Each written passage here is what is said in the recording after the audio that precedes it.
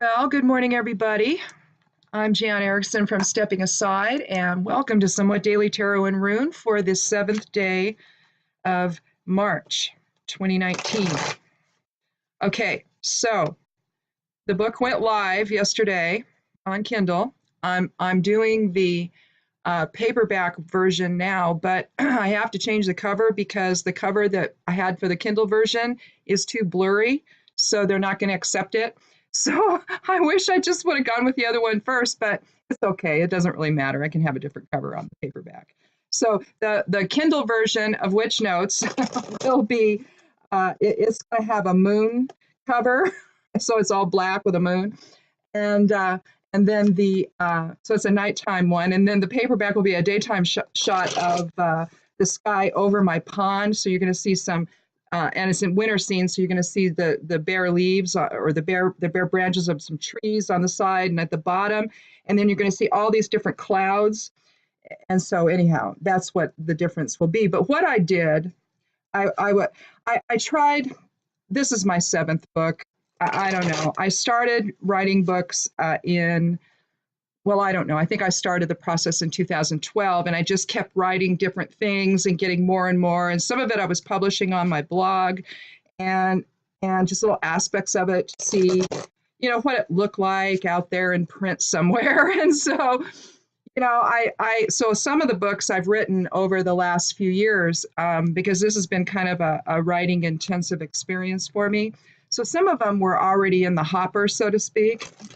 And so it's not like I just, sort of it all came out at once. I mean, it kind of did, but some of it's been gelling for a while, and it's been in various stages of starting. But anyway, so I started writing. I became an author because I wrote a book called Confessions of a Back Porch Herbalist. And I published that one to talk about my healing from rheumatoid arthritis with cannabis. Now, also with traditional herbs, but the primary remission was done through cannabis and cannabis concentrates. And I basically outlined how I did that. Because after 13 years of being extraordinarily ill, it's like I never got out of the acute phase. You either, the thing about RA, what happens with that typically, and I don't know about now, but back when I got diagnosed, the thought was that you either have this for maybe about 6 months in an acute phase where it's really, really bad and you just, oh, it's horrible, or you have it chronically. And most people have it chronically when they have it. Now, I don't know why that is. I don't know if it's that they get you on the drugs and suddenly now you're staying there. And that's what I think happened to me.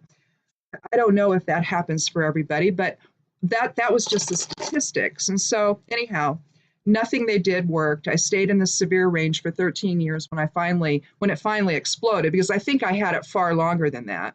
But it was just one of those things where I just never felt very well. And that's the thing. You feel like, you start having pain and joint pain and just all over body pain. So it kind of mimics fibromyalgia in the beginning. At least in my case, it did. But of course, fibro was not socially acceptable, even amongst the medical community at that time. And so if you even mentioned it, it's like, oh, no, you don't have that. In fact, when I got diagnosed, it was like, oh, no, you don't have that too, because my doctor's like, well, why aren't you getting better? And it's like, well, I'm thinking to myself, well, why aren't you telling me why I'm not getting better? Why are you asking me? I don't know, And so ultimately, I ended up having 6 different doctors. The last one was after I was already in remission, so I don't go to any of them now. I'm going to go see, I think, a naturopath. She also does acupuncture. I'm going to see if she can do something about my finger and my elbow, kind of increase the healing going on there that I'm already doing, because my elbow and my finger are better. So is my knee. I've done so many different things now that have contributed to my healing. It's just nuts. And so to think that you have to be on that treadmill, you don't. And of chronic illness, you don't. We accept it. It's like, oh, I'm chronically ill now. This is my story. This is who I am. No. Never accept that. Never accept it. So anyhow, I started writing, and I found I couldn't stop. And so I do this blog, and I started writing books. I wrote about being an empath, and I published a very small grimoire. I called it Grimoire of a Crone, and the Empath book was called Empath. And I did one called Magic and the Aligned Witch, and then I did, I tried a novel, and that was fun to do. Hedge Witch in the Village, that was fun. I incorporated herbs and herbal classes and being a hedge witch and portals and demons and all kinds of fun things. It was just a fun book. I just wanted to see if I could do it, you know, and I did, and I published it. And then I think the last one I did was When Vampires Attacked. And did I miss one in there? Let's see, 1, 2, 3. I think that's 6. Anyway, When Vampires Attack. Now that one, that's empath oriented, and it's about vampiric energy and how to deal with it. That's the last one I did, and that was a few months back. And so I thought, well, I'm going to write another novel, and so I started writing a novel, and I got 10 or 11 chapters in, and I'm really happy with it. You know, it's a fun story. I like it, and going to be bigger than the other one, I think. And I decided, well, okay, I have these grimoires and everything, and I write everything down in notebooks and all of that. And so I thought, you know, if I just had one that I didn't, you know, that's not, well, let's see, I don't know where my grimoires are, but anyway, without having everything fall down. But anyhow, I put everything in notebooks and cool books and all, you know, that are the leather type and all of that. And so I have all that, but you know, I would just like to have everything that's scattered in all these books in one place that I can see, you know, when everything is dark. And so I wanted to do something as a PDF. And so I just started doing one, and I had been doing one for a little while. And like I say, I do these things, I get these ideas, and I just start doing something, and then I'll set it aside. Well, I decided to finish it, and I did. And I've been actually using it. And especially when I do the lunar transits, because I don't have to look up in different books if I can't remember what, you know, particular moon mansion is doing, or okay, what was that house again, you know, and all of that. So I've been actually using it as I've been writing it and putting it together. Anyway, it's called Witch Notes, and it's a book of teas, magical workings, and spellcasting reminders. That's the other title, and it's just it started out being 150 pages, but I when I went to convert it to Kindle, they haven't. I mean, I know Amazon, you know, they're just trying to improve, but I don't think they have it yet. Anyway, I had a hard time. It wasn't taking the tables that I put everything in. I like tables.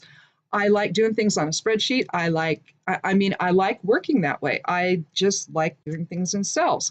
I don't know why. I can move things around and do things and position things in ways that it just makes it easier than doing it in word processing. So anyhow, I wanted to put all of this stuff in table format. And I mean, it just looked great. And I'm going to keep that one, you know, on my computer because I really like that, but I could not get it to do that. And so I had to go at the last minute and change everything and take it all out of table format and rewrite it. And I did it. All I had to do was actually edit it. I copied it, pasted it, and then just move things around. But it doesn't look like I wanted it to look like, but it still looks nice. You know, it still looks nice. But then when I had to go, and so I published it, it went live last night anyhow. And, but what it has in it, it has, in the beginning, I start with herbs because I'm an herbalist and all that. And I self-identify as a hedge witch, and that's just basically an herb witch, a green witch, you know, one that does herbs. Anyway, I started with that, and I started with the herb magic, and then I went on to the herbal teas, and I also had a little section, you know, because you can't help but tell people how to do infusions and decoctions and tinctures and salves and things like that. So there's just a short section on how to do all that. And then I move on into the magic part of it and the correspondences. And I started out with just, you know, the basic stuff, which is days and moon phases and things like that. And then I moved on into mansions and then I get into the real, you know, correspondences of you know, the planets and And then there's divination, there's runes, there's tarot. So I mean, it's pretty comprehensive, really. In some ways, it covers a lot of stuff, but it's stuff that I use. It's not everything that you see in there is what I use. It's just my thing. And so, I have these great books of correspondences that I've purchased over the years. The Magician's Tables is one. There's also another Witches Correspondence book that I couldn't get that one in Kindle. I think I got it from Lulu Press. And it wasn't cheap. It was like $44. But you know what? It's the Witches Correspondence, and it's wonderful, and I love it. And then there's other published grimoires that are out there that have correspondences in table format, which I just think is incredible. And so I wanted to do that because visually I like it. Well, no dice. So there might be a couple little tables in there. I don't know why they came through, but the rest of them, it's just blank. It has the label or the heading and nothing under it. I'm like, oh, great. So that's why I wasn't sure yesterday what was going to happen, because I'm still trying to publish the dumb thing, And so I'm finally there, and I'm like, well, what do I do? Do I publish? I mean, I'm just sitting there going, should I? Should I not? And so I just went click, and it published, and it goes through stages, and then you see it, it's uploaded, and then it's being published, and then because it'll switch to that, it'll show that, and then because you can watch and see when it goes live, you just keep refreshing the page, and then it can take up to 72 hours, but it never takes that long. And just a few hours later, I refreshed it, and there it was live. And so I told everybody on the Facebook page, and I put it up on the blog, and all that was live. So anyhow, that's the new book. It's called Witch Notes. It's live on Amazon. The paperback is not there yet, because again, I still have to, I wasn't going to. I mean, the tables are there. They work fine. I did a PDF. They're all there, exactly how I wanted it. But then I got to thinking, but that is not the book that I published anymore, is it? So I'm going through and I'm making it look like the other one. So, well, anyway, so that's what I'm going to do. And I have to change the cover. And so that's what I've been doing since yesterday. So anyhow, if you're interested, give it a look. It is live now. So yay. It was just a little, departure from what I was already doing. And I don't know. I like it. Like I say, it has everything that I need. Everything that I work with is right there. Whether it's sigil magic or runes or charm bags. There's just a little section on the charm bags, a little bit on pendulum, and just how I do what I do, and mostly just what I'm looking up when I'm doing it. So anyhow, just to shore up magic work. That's all. That's all we use them for. Just like ingredients in the spell. Anyhow. So today is the 7th, so a day of magic. Kind of cool, the book published on the new moon, though. That was interesting. It wasn't actually planned that way. It's just like you get to the point where I felt compelled to get this thing done and to do the final edits on it. And so that's all I've been doing the last couple of weeks, is just every day going through it and making sure that, and then of course none of it, I couldn't upload it. After all that, it's like if I would have known, I could have been doing that over those 2 weeks instead of trying to get it all done at once, So when my husband is talking to me and I look up all glassy-eyed at him like, what?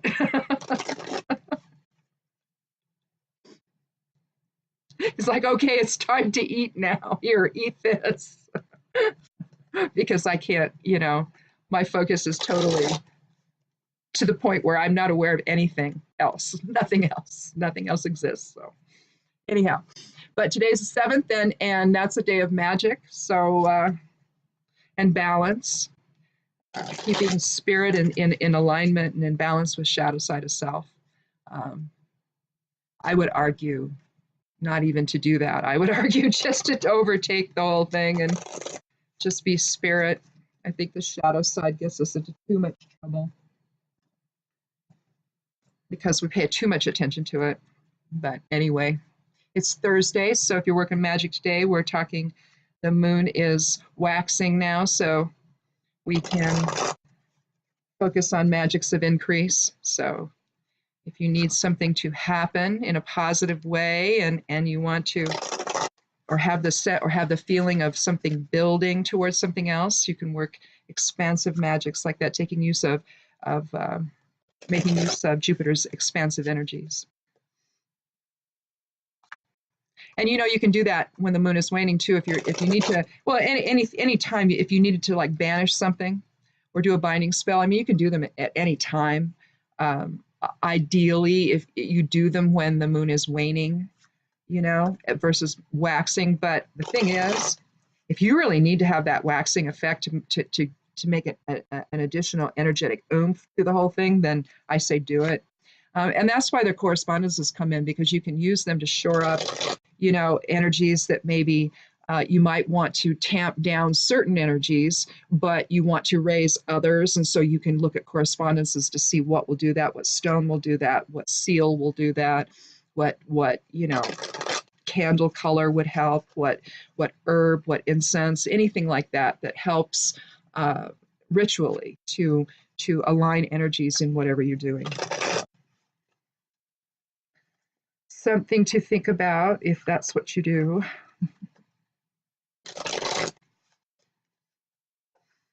I've just been revising a book that I couldn't publish right, so that's all I've been doing, but it's like, oh my God, really? Again? Look, I should just expect this. You know, it's just that last time's book published so easily, and I didn't really have hardly any issues, but that I wasn't using pictures, and I think I had one graphic that I made, but beyond that, there weren't any. And I just, you know, so it's really better if you don't get fancy with anything, you just write and publish the doggone thing. But I didn't. So I have only myself to blame. It's what happens when you self-publish, when you don't have a publisher that you're working with. You just do this yourself. So you get to learn why it's better to have probably a publisher, because then they hassle with all this stuff. It's like, I don't care, just make the tables come out, you know?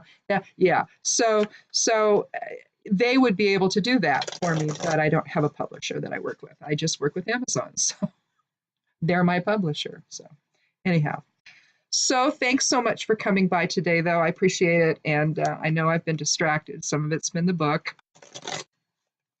But I appreciate you coming back. And if it's your first time here, welcome. And we're going to go ahead and get started here. I think I've chatted long enough about the new book. So anyhow, we're going to count 13 and let's get started. 3, 4, 5, 6, 7, 8, 9, 12, 13. So if you haven't been here before, I count and I take the 13th card. Well, I got the 2 of Swords again. That was what we started out with yesterday. I'm going to go ahead and put that back because maybe I have not shuffled enough. I thought that I had. But whenever I get something from the day before, it's like, uh-oh, either there's more going on here with respect to decisions that we need to make today. But let's see what the cards actually say if we do it again. I just like to assume if I get that same card, that's the first card I pulled yesterday. So it could be that. So just keep it in mind. But usually it means that I haven't shuffled enough or shuffled effectively. So I don't know. Let's do it again, though.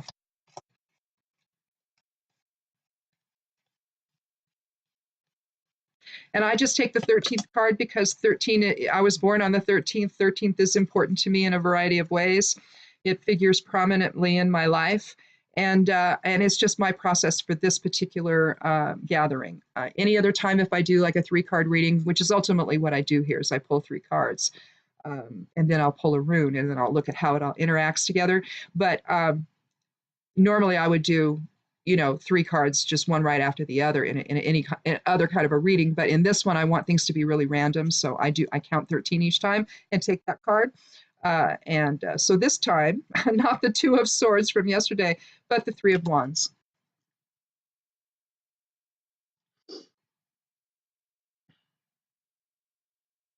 You can see the man, he's either He's a man of wealth. He's probably a merchant. You can see he's dressed really well. He could be the king or maybe the prince or something. He could be royalty.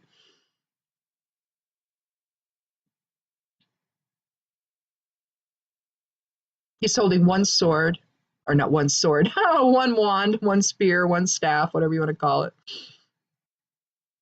And two others are behind him.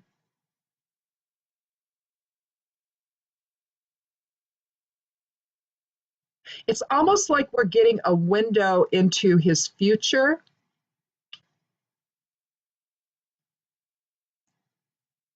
The tarot has a lot of different expressions of standing on the precipice of. You see it in the Fool when he's standing on that cliff. He's ready to take that leap of faith into form, into life. But here, this guy's doing kind of the same thing. He's standing up there. You know, the wands, it represents the elemental fire or our will. And he's looking out over the expanse, isn't he? 3 is catalytic. It's about balance, mind, body, spirit. In other words, about triplicities. But the thing about this, it's almost like he's standing there looking out, not really waiting for something to happen, but almost like he's choosing his options. You know, he's got these 3 different staffs that are right here. 2, of course, are behind him, as we said. But it's almost like there's I mean, what I have written down here is active waiting.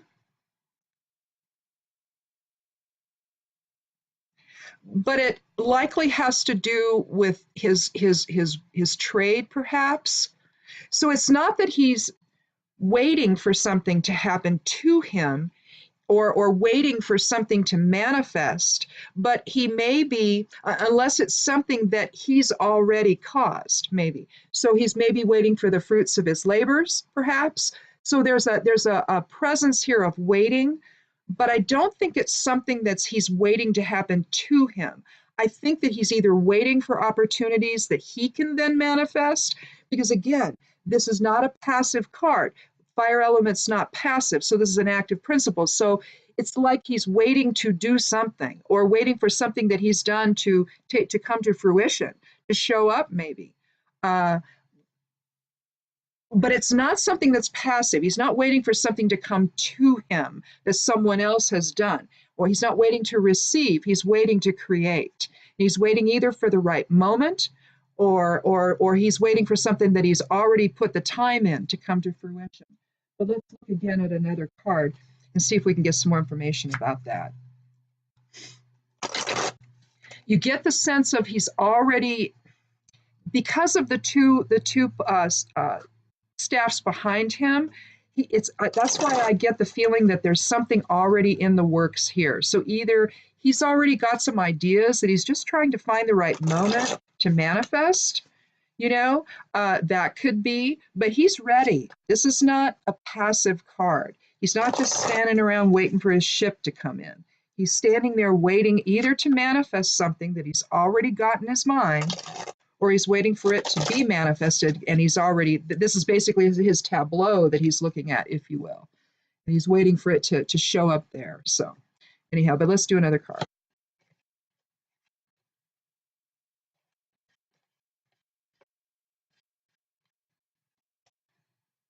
Well, the Magician, definitely manifestation.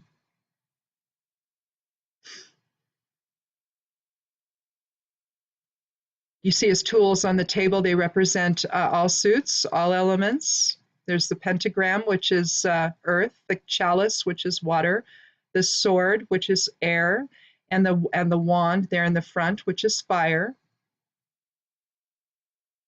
I believe that's a scroll in his hand, I believe. And so that's knowledge, pointing, and he's getting knowledge from spirit, and he's pointing down to form. You can see all of the flowers there, the finery and the greenery and the abundance below. You can see that again above. You almost are in like you're just sort of in this archway, aren't you? It's a doorway to experience. You see the lemniscate above his head. This is the first card of the major arcana. And so definitely this is about what we're going to be manifesting. It's an active card, not waiting for something to happen. The magician doesn't wait. The magician manifests everything. The magician manifests his world around him. He manifests creation. Whereas the fool jumps in, he's jumping into something that the magician is manifesting, you know, or that he himself will manifest when he jumps into form, basically. Let's do a third card, though. Maybe it'll give us some idea of what we're manifesting.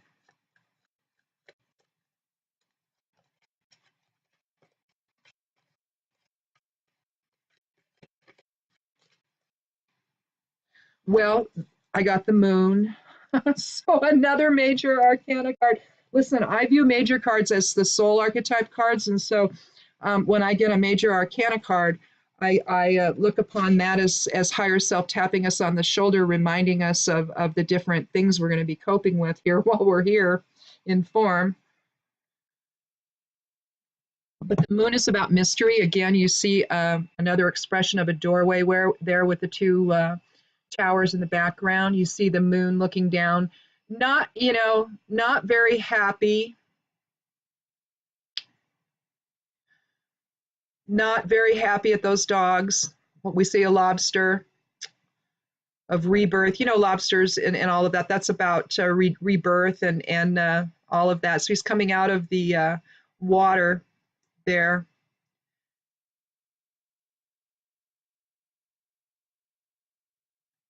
Renewal of emotions. We have dark and light there with the dogs. You see a pathway going between them. So there's some, that's the moon is the 18th card, as you can see, of the major arcana. So 18 reduces to 9, and so you're looking at completion. So there's a sense of fulfillment here, but there's also a sense of mystery and balance and cycles and all of that with the moon. You're talking there, but there could also be, when you see the moon card, if you're going to give a negative interpretation to it, or if you want to call it negative, there's basically some deception, maybe some illusion, maybe some fear that might be entering in.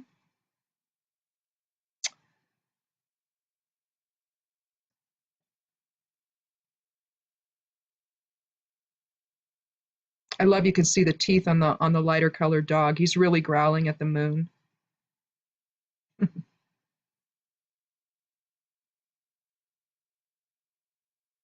And that path that goes all the way up to the mountains might not be a path, although it's brown. It could be it could be just a stream, but I don't know. Pathway to renewal, maybe. It's just kind of an interesting card. It's depicted in so many different ways, isn't it? In different decks. But here we're to confront our fears. There's a certain level of spiritual awakening where we really need to see the truth of the matter here.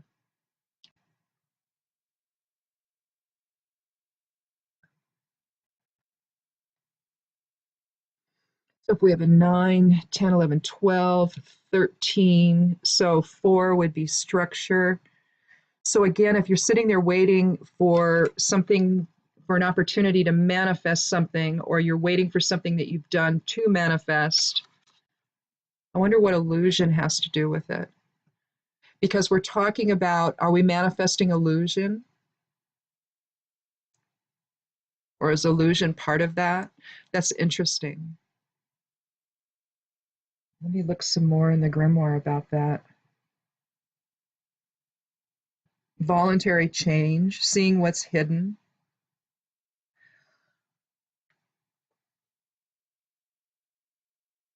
Maybe there's more to what's going on here that we don't know about. Something about this, there's something hidden about this, and maybe the hidden part is what's behind his back. Maybe the two in back are not, maybe they're unknown factors that might affect, and it doesn't necessarily mean negatively either. It could be unknown factors. So maybe the one he has in front of him is the one that he's chosen, and the other two are not the ones he's chosen, And so there could be just some hidden things, some hidden will behind him that might affect the outcome of this, might affect the outcome of the manifestation. So be aware of the other choices you've either rejected, or be aware of other willful influence that might be happening behind the scenes. So the moon is basically saying, not so fast. Yeah, we're manifesting something, but either maybe we've chosen something that isn't the right thing to manifest, or there's maybe some other things happening behind the scenes. Because rather than looking at this in terms of support or a doorway, this could actually be will behind him that's trying to affect his outcome. So we see that in the Three of Swords, where you see that one is a drama triangle, where you see three swords piercing a heart. So if you look at that as a three in that vein in terms of the will, because will can be damaging as well, right? What this could then mean, now that we know that the moon is here, there's some illusion going on.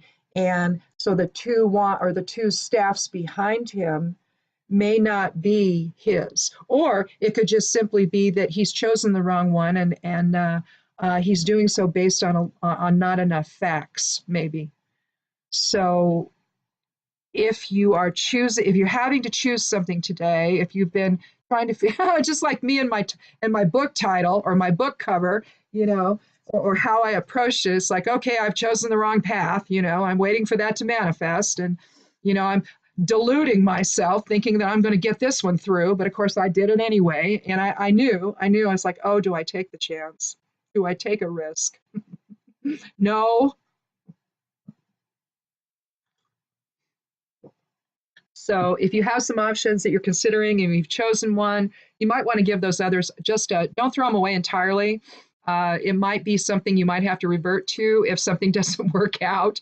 And so you have to manifest something differently in a different way than you expected, But on the other hand, it could also mean that there's some will behind you that might, try to nip at your heels like the dogs are doing here. And here you're just trying to rebirth into something new, and you've got these people behind you going, no, no, no, no, no, don't do that, do this, do that, or whatever, trying to maybe undermine you or something. So that's actually, see, that's how you could take a card, and when you look at another card, it can influence now how you're going to interpret the other card. So before I wouldn't have thought that, but because of the nature of the moon card, I'm gonna interpret those other two staffs as someone else's will maybe behind you, or more than one person's will behind you, trying to suggest that you're not doing the right thing, or just waiting for you to fail or something, so they can jump in and say, "See, I told you," or whatever.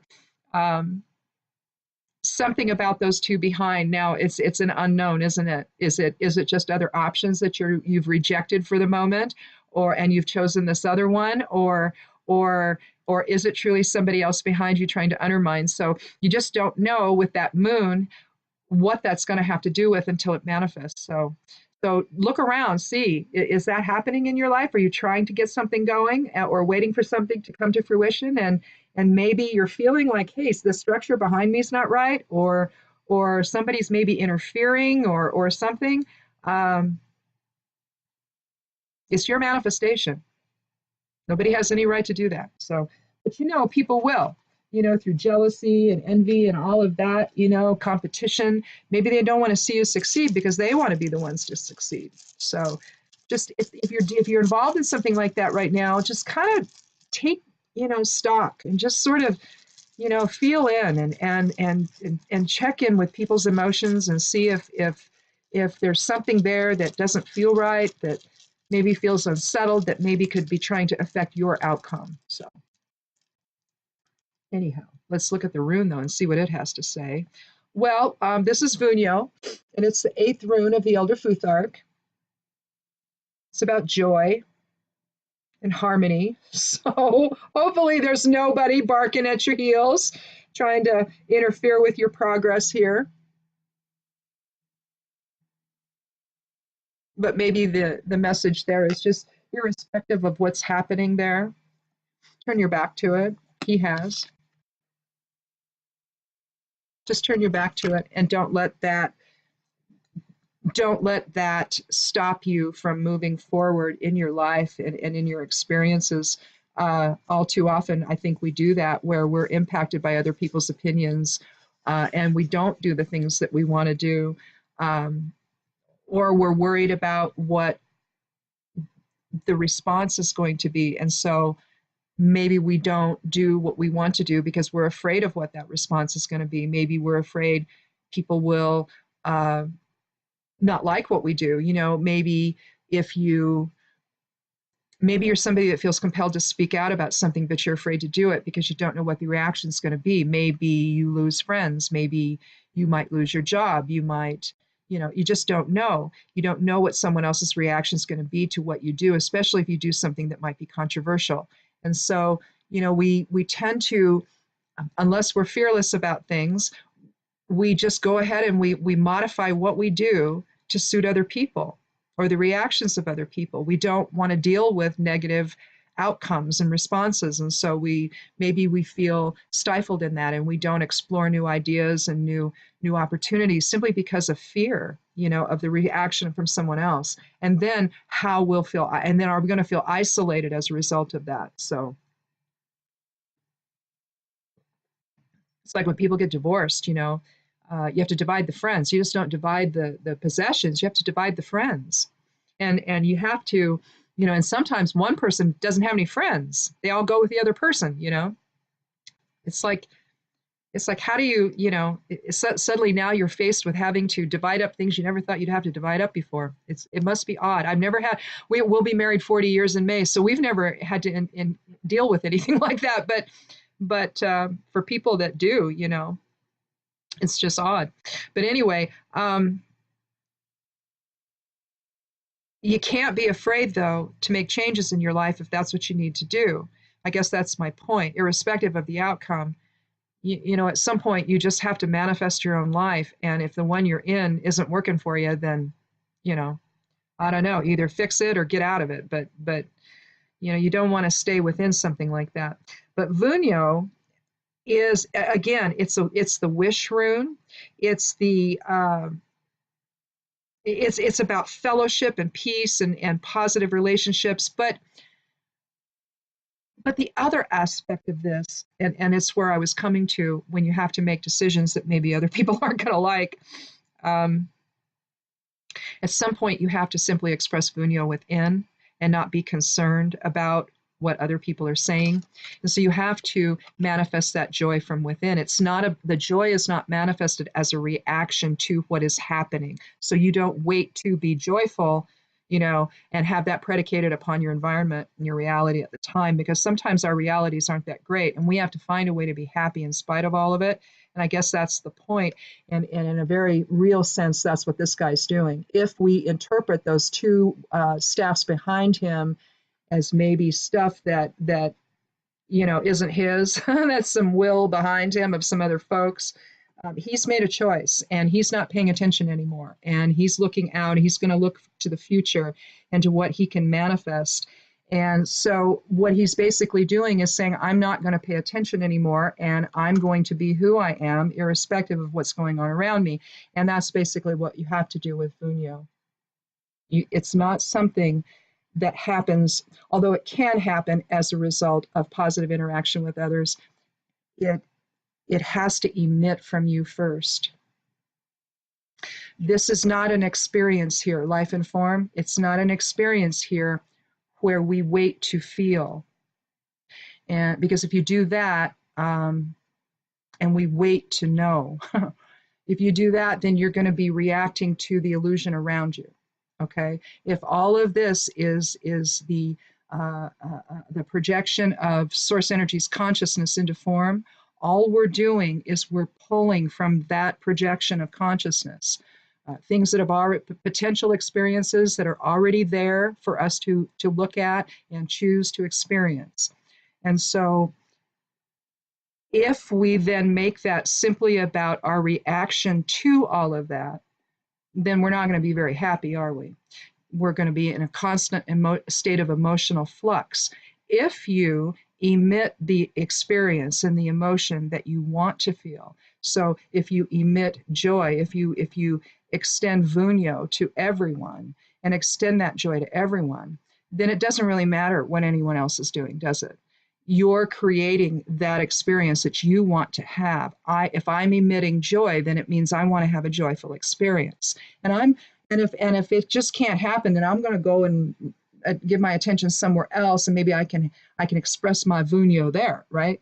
But we forget that. We forget that we can actually choose, just like this guy's doing, what we're going to do, how we're going to feel, what we're going to say, how we're going to live, how we're going to experience everything is always within the choice or purview of the individual. Again, if you're always upset, it's your choice to be. It doesn't matter if, because you say, oh, but wait, those are upsetting situations that I'm upset about. Well, sure. And you can be upset for a little bit, but why would you want to? I mean, but those kinds of emotions release weird endorphins into your body that affects your physicality. It affects your physical health. And so you can look at something and say, yeah, that's upsetting, without having all of those endorphins move throughout your body because you're angry and upset and crying and freaking out and all of that. That causes a physical reaction in the body. Why would you want that? You get sick, right?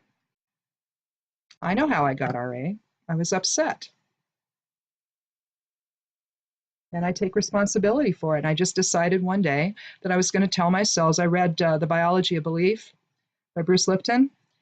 And, basically just start talking to your cells, because believe it or not, they're alive. They hear you. And I just started saying, you know what? I reject this RA. I don't want to be sick anymore. I'm done with this. And I kept doing that. And then I made the decision to become, now whether or not that brought me to the place where I could then make the decision to become a cannabis patient and heal, I don't know. Maybe. But do I think that that was the beginning of my healing? Oh, absolutely. I don't know that I could have done it with just that. I think I needed the cannabis, because I think what cannabis does is we have an endocannabinoid system throughout our body. And there's cannabinoid receptors in a whole lot of different places. It's not just in the gut or wherever. They're everywhere, okay? And they're waiting for cannabinoids to connect. And when that happens, oh golly, health happens, we heal. The fact that cannabis has been taken out of our lives and hemp has been taken out of our lives, the dietary aspects of it are gone. And that was what was keeping a lot of us healthy all those years in the olden days, is we were ingesting hemp as part of our diet. Also, we had cannabis as medicine, its cousin, right? We were using cannabis medicinally. And why? Because it works. It's not damaging to the body. And for me, 2.5 months later, after being on cannabis concentrates, I was in remission. Now, I'm not going to say that that's going to happen for everybody, particularly not as quickly as it did for me. I don't know why it did. I really don't. But I know that people with cancer use cannabis oil, and they're in their 4th stage and they're dying and they live. That's all I know. It happens. So I think that when we don't manifest joy, when we're constantly, and as an empath, if you don't stay in control of your own emotions and know what's yours and what's not, pretty soon you're feeling all these emotions. And then what you do see is you try to find a reason for them. And we can always find a reason for them, can't we? I mean, we can always talk ourselves into thinking, well, I must be this upset because this happened. And all of a sudden, you look at your partner and say, oh, well, you did this and this is why I'm upset. No, you're upset because you're picking up someone else's emotions and they're upset. It's not yours. Well, in the years that it takes you to figure all that out, and start to really shield yourself and understand and all of that, maybe you get really ill. I suspect that was part of why I got so sick, because how could it go from just minor to full on, incapacitating? Because it was in just overnight practically. But it was a very difficult time. And I think that what happens is we forget that we decide what our emotions are going to be, and we just let them go out of control, and we start reacting to everything and everyone, and then we can't make the decisions that we need to make because we're being too influenced by others. And it's not that you don't want to get advice when you need it, you just don't want it to be what guides you 24/7, you know.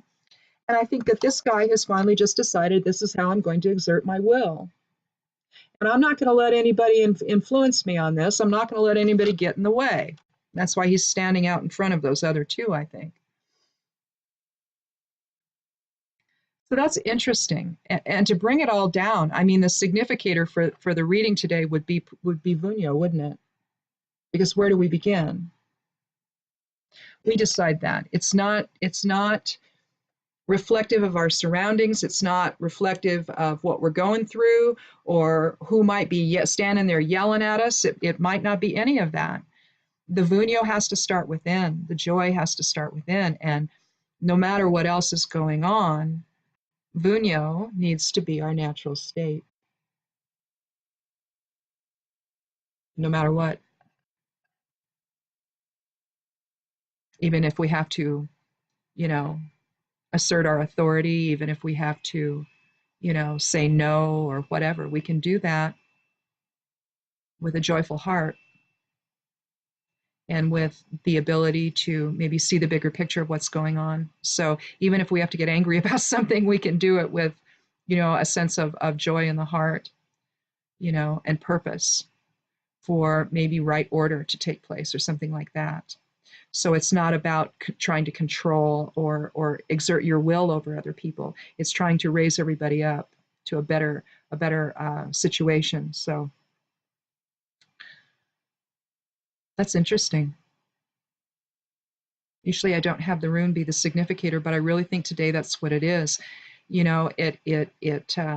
I've mentioned Eckhart Tolle a lot on this because I just think he's amazing. And because my husband thinks he's amazing. But the whole idea of being in the now, living in the now, that there is no other, there really isn't anything but the present moment.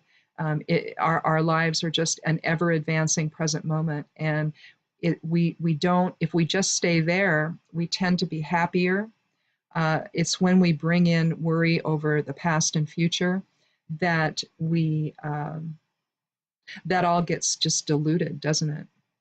And pretty soon your things from the past are influencing, worries over the future are influencing, when realistically all there is the now. And if we would just stay in the now, I think we would all do much better. And I think we would be able to extend Vunyo constantly. But, it's a goal, isn't it, for humanity? It's not something that we've really awakened into collectively yet. I think some people have, and I'm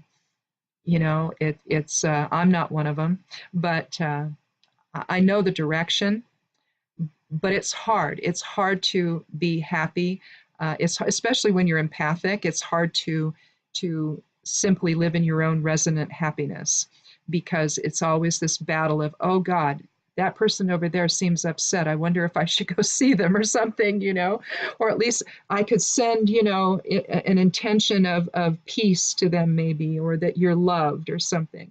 You can't necessarily change someone's heart, but if you can extend the intention to someone and send that energy to them that you are loved, that's all you have to do. Just, I love you. Maybe that'll be enough.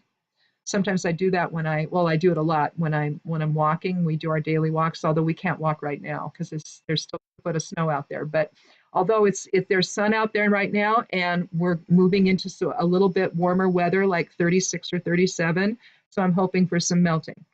But anyway, that's what I do when I'm a Reiki master. And so when I go and take my walk with my husband, we do like a 4-mile walk. So I basically do a Reiki session as I'm walking, and I Reiki the planet. And so that's just what I do. And it's a way of expressing Vunyo to the world, and just saying, sending that loving intention to everybody who might want to take it. That's the nice part about Reiki. You offer it, and whoever wants it can have it. If you don't want it, then don't take it. But let the love wave pass you over. So Anyway, but it's just something to do. I like to do that. Anyhow, so I guess that's it then. Cool. Whoa, gosh, we've been going 49 minutes. How about that? See, that's what happens when I write. I start talking about it. Anyhow, okay, so I guess we better close for the day. That's a really long one, my longest one yet. But Monday will be shorter. Anyhow, uh, be good to yourself. Thanks so much for coming by. Be good to one another. We'll see you on Monday, and blessed be.